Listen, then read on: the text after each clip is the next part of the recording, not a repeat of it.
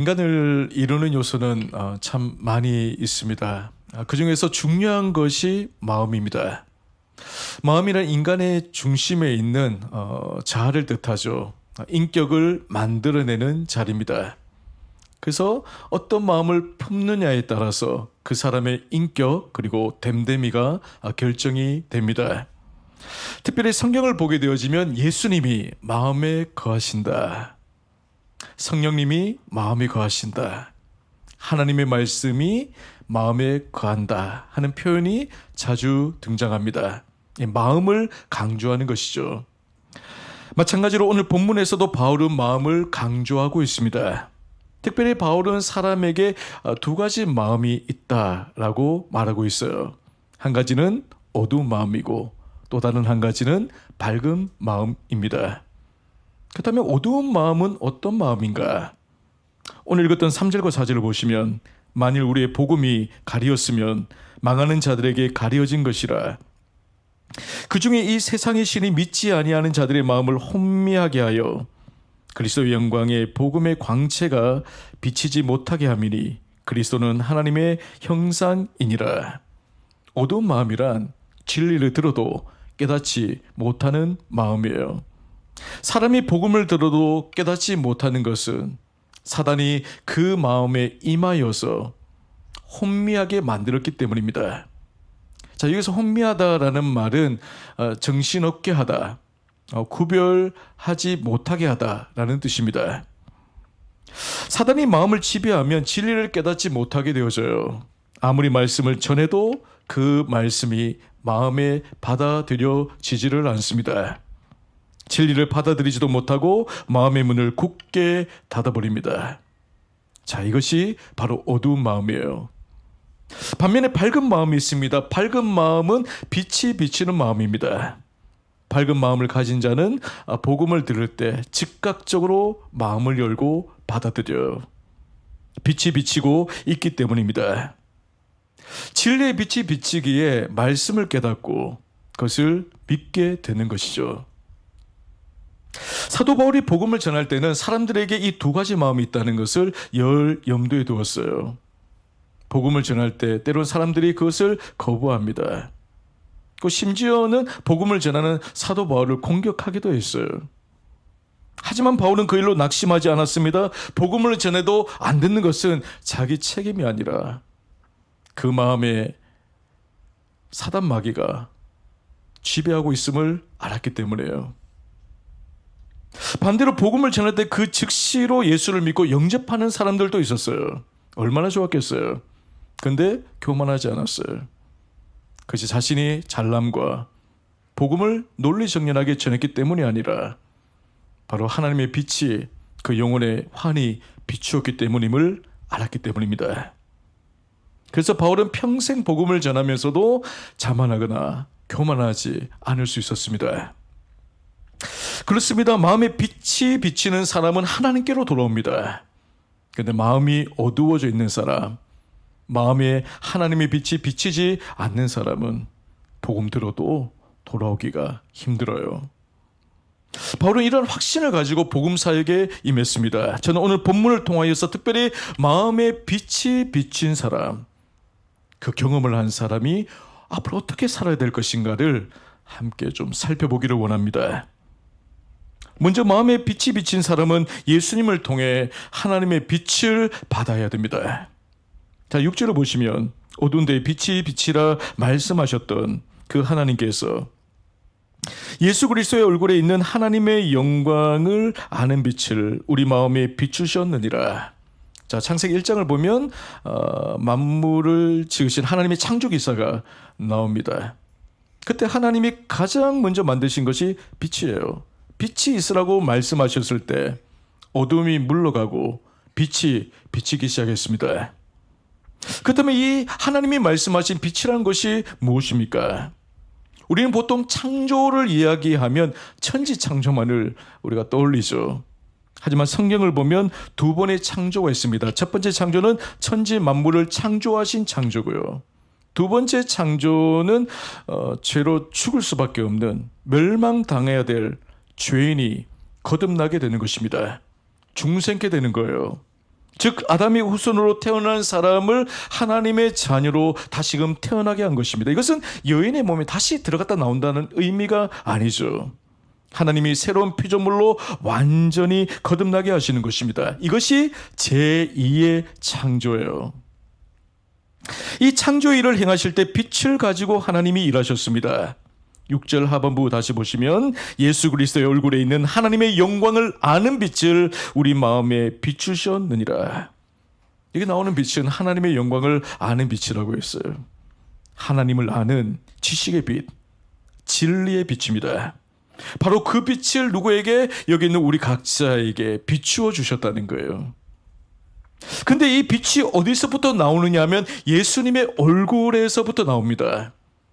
우리가 보통 이제 사람 얼굴 딱 볼 때 윤기가 흐르고 생기가 돌 때 저 사람 얼굴 빛이 난다 그러죠. 빛이 난다. 이러면 예수님의 얼굴에 빛이 났어요. 자, 이 빛이란 이것이 무엇을 의미하는가? 바로 예수님 자신이 빛이었다는 거예요. 하나님이 천지를 창조하실 때 빛이 있으라라고 명령하셨습니다. 그때 빛이 생겨났죠. 근데 사람을 거듭나게 하실 때에는 빛 대신 주님이 직접 사람의 마음을 찾아오셔요. 그래서 빛의 원천이신 그리스도를 통하여서 우리의 어두워져 있는, 죄인의 어두워져 있는 마음을 환히 비춰주시는 겁니다. 다시 말해 예수 그리스도가 우리 마음에 임하심으로 인해서 하나님에 대해 무지했던 자들이 하나님에 대한 눈을 뜨게 되었어요. 그분의 뜻을 분별하게 되고 하나님의 영원한 섭리를 깨달아 알게 되어집니다. 이 밝은 마음이 된 거예요. 어두운 마음에서. 예수 그리스도는 빛입니다. 하나님을 알게 하는 빛이에요. 여러분, 예수 그리스도가 없으면요, 그 빛 대신 주님이 없으면 하나님을 알아볼 수 없어요. 알 수가 없어요. 그래서 예수님이 하셨던 유명한 말씀 있죠? 나를 본 자 누구를 보았다? 아버지를 보았다. 하나님을 본 것과 같다라고 했어요. 우리는 하나님을 직접 볼 수 없습니다. 우리의 능력으로는 하나님을 알 수 없어요. 발견할 수 없어요. 그래서 하나님이 자신을 발견할 수 있는 유일한 길을 두셨는데 그것이 뭐냐? 육신의 몸으로 오신 예수 그리스도를 통해서 당신을 드러내셨어요. 그래서 우리는 예수님의 그 모습을 통해서, 예수님의 그 사역을 통해서, 예수님의 그 말씀을 통해서 하나님이 어떠한 분이신가를 알게 되었다는 거죠. 하나님은 자연 만물을 분별할 수 있도록 태양을 주셨어요. 여러분, 태양에서 빛이 있잖아요. 그 태양의 빛을 통해서 우리는 사물을 분별할 수 있게 되었습니다. 마찬가지예요. 우리가 어떻게 하나님을 알 수 있게 되었냐? 바로 예수 그리스도라는 그 빛을 통해서 우리가 하나님을 알게 된 거예요. 예수님을 모르는 사람은요, 하나님을 바로 아는 것이 아닙니다. 예수 모르는 사람이 하나님 믿는다, 다 거짓말이에요. 자신이 만들어낸 하나님을 믿고 있는 거예요. 그렇다면 우리가 어떻게 예수를 믿고 하나님을 알게 되었습니까? 우리가 남들보다 똑똑했어요? 영적인 영안이 밝았어요? 아니에요. 하나님이 우리 마음에 무엇을 비춰주셔서? 빛을 비춰주셨어요. 하나님이 빛을 비춰주시 아니하셨다면 우리는 그 누구도 예수를 믿을 수가 없어요. 하나님을 알 수가 없습니다. 하나님의 말씀을 깨달아 알 수가 없어요. 근데 우리는 이 자리에 나와서 하나님의 말씀을 깨닫습니다. 그죠? 그리고 예수님을 분명히 믿어요. 그것은 내 마음에 빛이 임했기 때문이에요.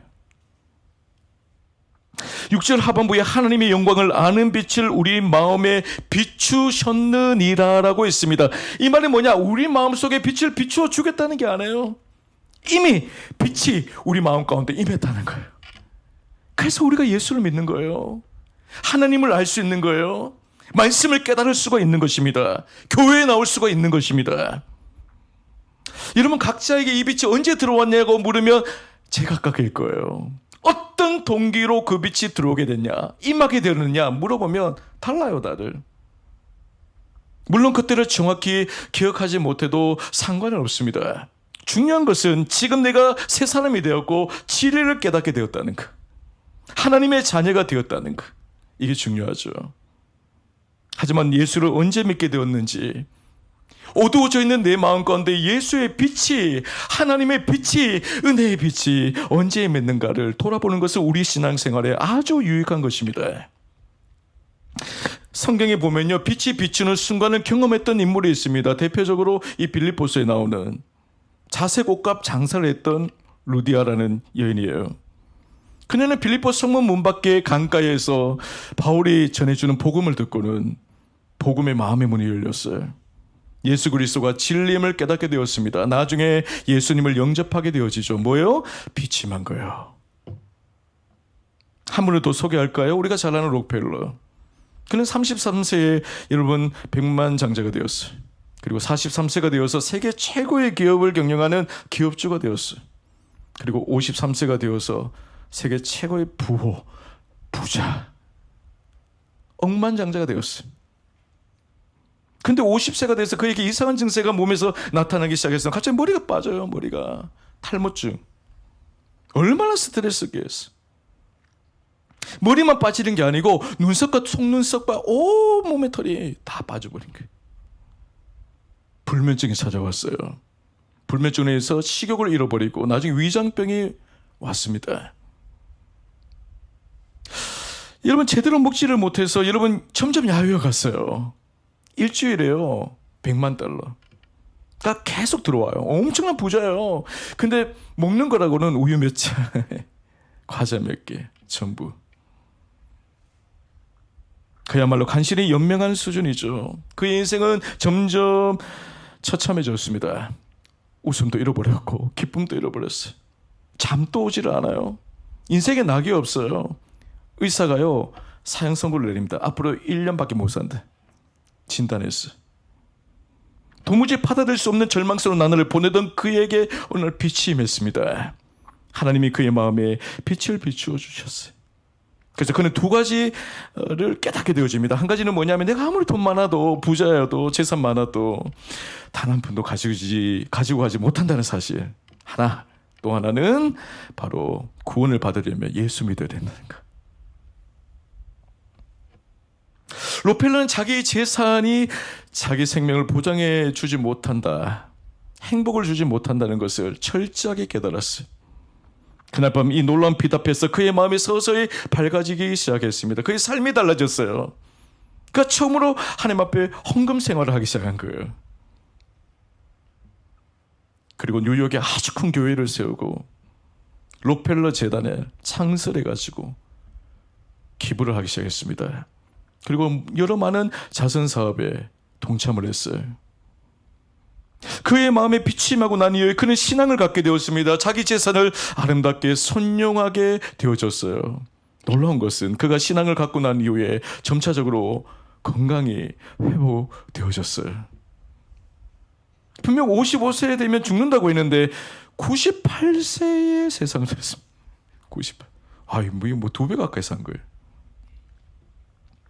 여러분 우리 자신을 한번 돌아보기를 원합니다. 여러분 우리에게는 깨달음이 언제 왔어요? 이 록펠러와 같은 깨달음. 루디아에게 임한 그 빛이 언제 임했어요? 언제 내가 이 구원을 위하여 예수를 믿어야 되겠다는 그런 간절함이 일어났습니까? 한번 생각해 보세요. 어느 순간이 있어요. 하나님이 내 어둠을 물리치는 그 빛을 밝게 비추어 주던 시점이 있단 말이에요. 여러분 그때를 떠올리세요. 그러면 마음의 기쁨이 넘쳐나게 되었어요. 하나님 앞에 감사하게 되었어요. 나는 아무것도 한 게 없는데, 난 절망 가운데 있는데 주님이 내 가운데 빛을 비추어 주셔서 소망을 주시고 우리를 자녀 삼아 주시고 새로운 믿음의 길로 인도해 주신 그 은혜. 우리는 마음의 어둠을 쫓아내시고 빛을 주신 하나님께 늘 감사해야 됩니다. 록펠러는요 죽음 직전에 가서야 비로소 저 세상에 갈 때 돈 한 푼도 들고 가지 못한다는 것과 예수 믿어야 구원받는 것을 뒤늦게 알았어요. 하지만 우리는 일찍부터 이 진리를 깨달았습니다. 하나님이 예수 그리스도의 빛을 우리 마음에 비춰주신 거예요. 그래서 우리가 오늘 또 이 자리에 나온 거예요.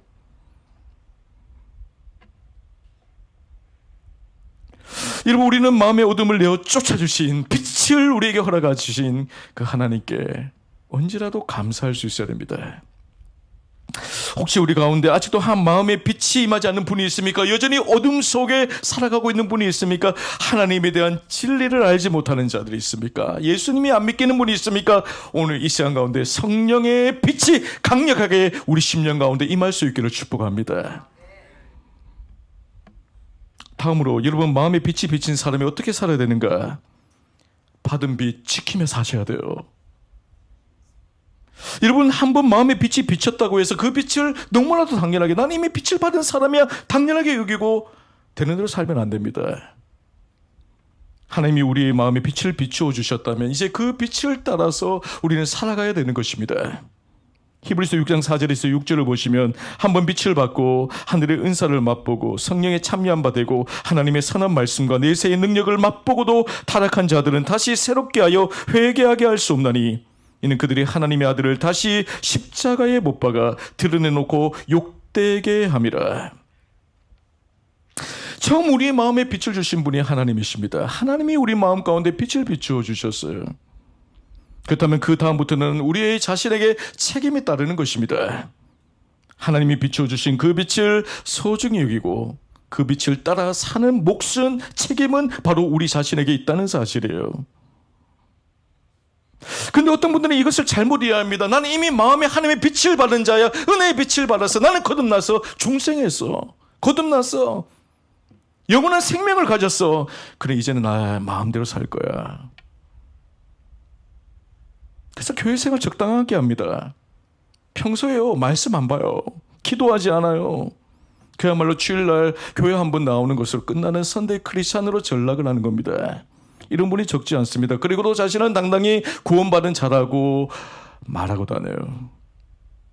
하지만 정말 그 믿음이 살아있는 믿음인지, 우리를 구원의 길로 인도하는 믿음인지를 돌아보셔야 돼요.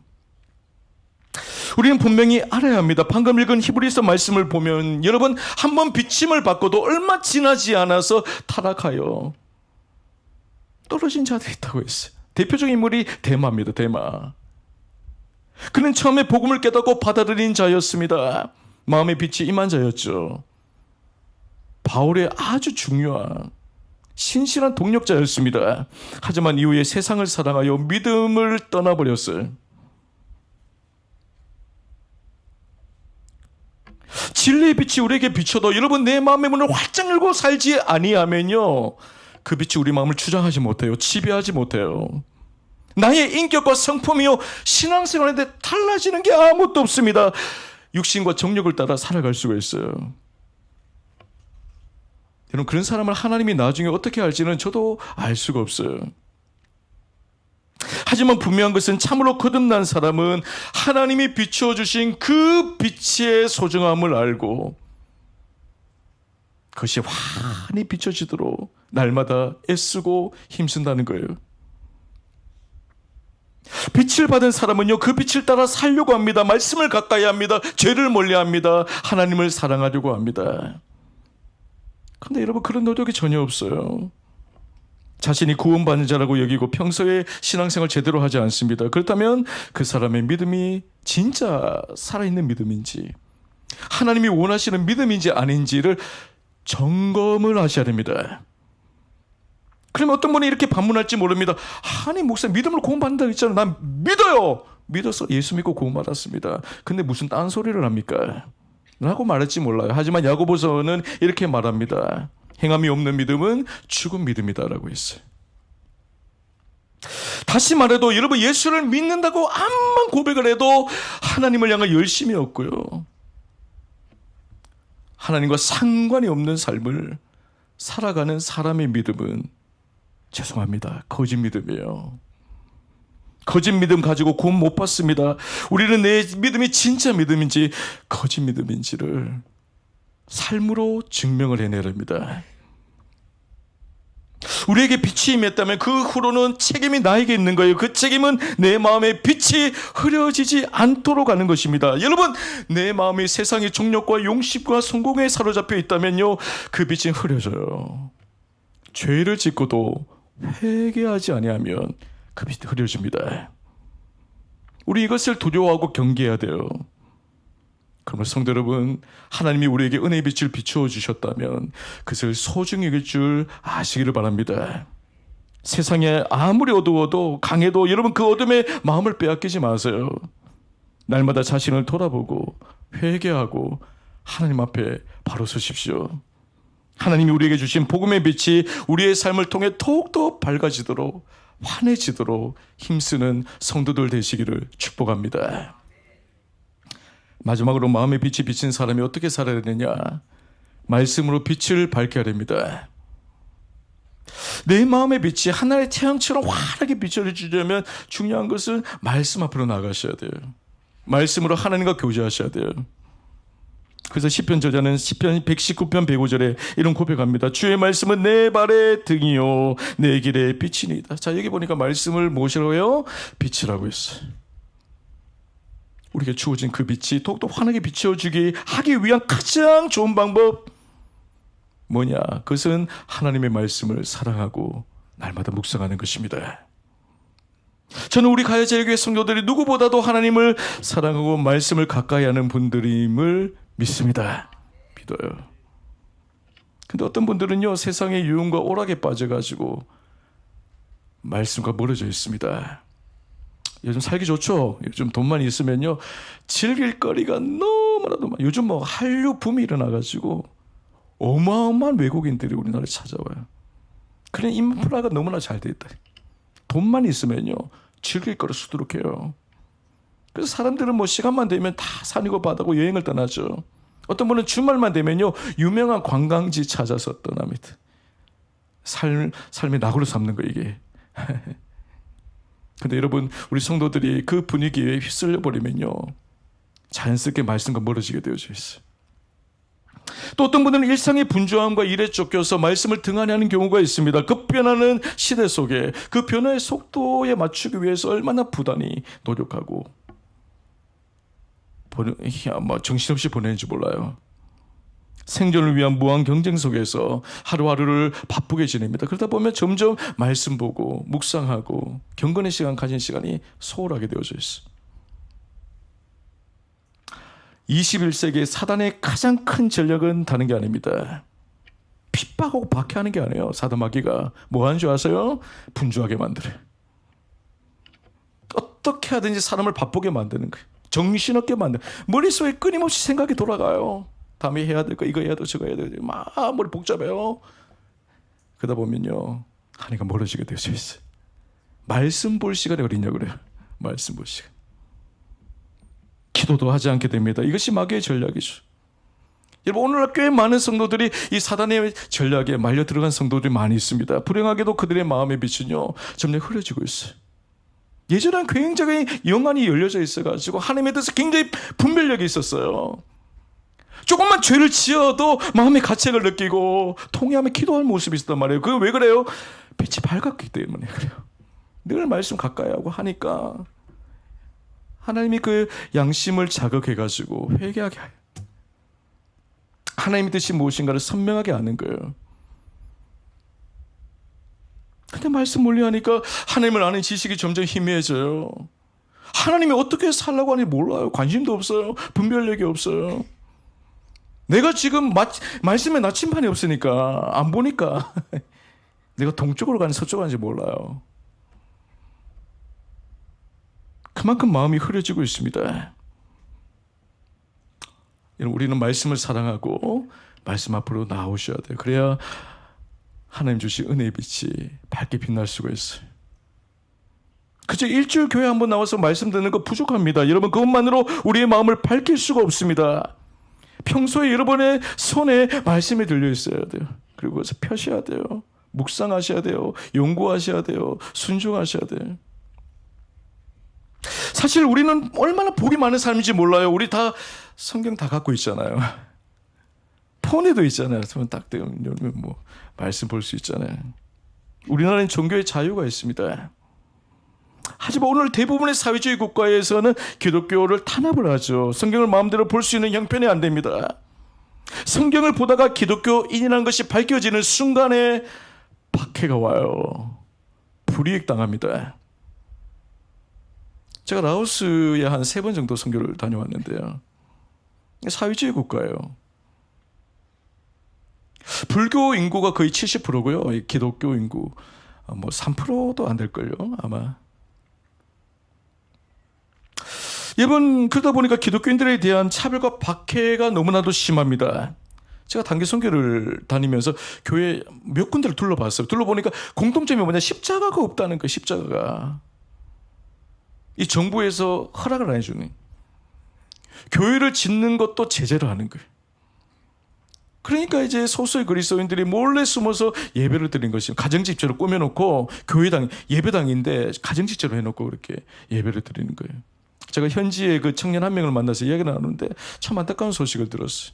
이 라오스의 최고의 유망한 직종이 뭐냐면 군인, 공무원이에요.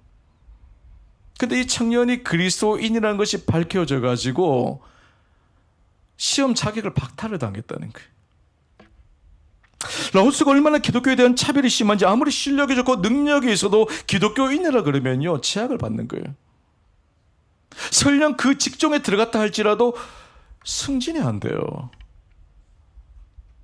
이런 역경에서 이런 말씀을 본다는 것은 대단히 어려운 일입니다. 그들이 그리스도인임을 나타낸 것은 어려운 일이에요. 이건 북한은 더 심하죠. 라오스와 비교가 안 됩니다. 성경 보다가 걸리면 그 즉시로 강제 수용 속에 입소를 해야 되거나 고문을 당하고 채용당합니다. 우리는 사회주의 치하에서 고통받고 있는 그 종교의 자유가 없는 그 성도들을 우리 떠올리셔야 돼요.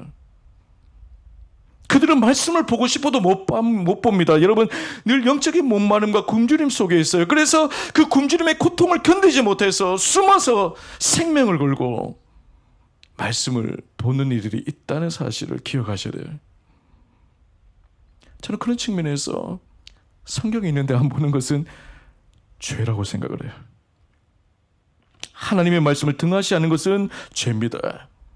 하나님이 분명 말씀을 볼 수 있는 기회와 여건과 환경을 다 주셨는데도 세상의 즐거움에 세상의 그 분주함에 빠져서 세상의 육신의 종력에 빠져서 말씀을 등한시하고 보지 않는다면 그것이 죄가 아니고 뭐겠어요. 하나님은 이미 우리 마음에 빛을 주셨습니다. 근데 그 정도로 그냥 머물러 있기를 원하는 것이 아니라 그 마음의 빛이 더욱더 환하게 비춰지기를 원하시는 것이 하나님의 마음이라는 거예요. 하지만 우리가 이런 세상의 헛된 일과 욕망에 빠져 그 빛을 흐릿하게 만들어버린다면, 희미하게 만들어버린다면 그 자체로 죄라고 할 수가 있어요. 여러분 말씀을 사랑하시기를 축복합니다. 말씀 사랑해야 능력이 생겨요. 세상을 이길 힘을 얻게 되어져요. 신앙이 변질되지 않을 수가 있습니다. 늘 한결같은 마음으로 끝까지 신앙의 완주를 할 수가 있어요. 8절과 9절을 보시면 말씀을 붙들고 살아가는 자에게 어떤 능력이 임하는가를 우리에게 말씀하고 있습니다. 보십시오. 우리가 사방으로 우겨쌈을 당하여도 쌓이지 아니하며 답답한 일을 당하여도 낙심하지 아니하며 박해를 받아도 버림받지 아니하며 거꾸러뜨림을 당하여도 망하지 아니하고, 바울은 인생 편한 끝에 내몰려도 절망하지 않았다. 답답한 일을 만나도 낙심하지 않았어요. 자신 앞에 이런 많은 큰 문제가 있음에도 불구하고 그는 굴복하지 않았어요. 도리어 그것을 넉넉하게 이겨냈습니다. 그 능력은 바로 하나님의 말씀에서부터 온 것입니다. 말씀이 그의 마음을 붙들었고 그 모든 어려움을 극복할 수 있는 힘을 제공해 준 거예요. 말씀의 공급체였어요. 여러분 마음에 이미 비춰진 빛을 흐릿하게 하지 마시기를 바랍니다.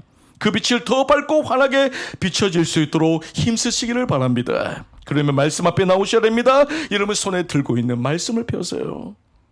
저는 오늘 우리 모두가 결단했으면 좋겠습니다. 내가 하루를 시작할 때 다른 무엇보다도 말씀 펴겠습니다. 말씀을 묵상하겠습니다. 말씀을 읽겠습니다. 그 말씀을 연구하겠습니다. 그 말씀을 통하여 주의 음성을 듣겠습니다. 그 말씀에 힘을 얻어서 능력을 받아서 내가 세상을 이기고 세상과 타협하지 않는 변함이 없는 순전한 그리스도인으로 살아가겠습니다 하는 결단을 할 수 있기를 축복합니다. 그럴 때 여러분 그 말씀이 내게 능력이 되어 여러분 모든 어려움을 이기게 하실 것입니다. 그 말씀이 내 삶을 붙들어 주실 것입니다. 엉뚱한 길로 가지 않게 하실 것입니다. 어둠에서 방황하지 않도록 날마다 빛 되신 주님이 우리의 삶을 친히 인도하시고 이끌어 주실 줄 믿습니다. 이 은혜를 경험하는 우리 모든 성도들 되시기를 주의 이름으로 간절히 축원합니다. 주신 말씀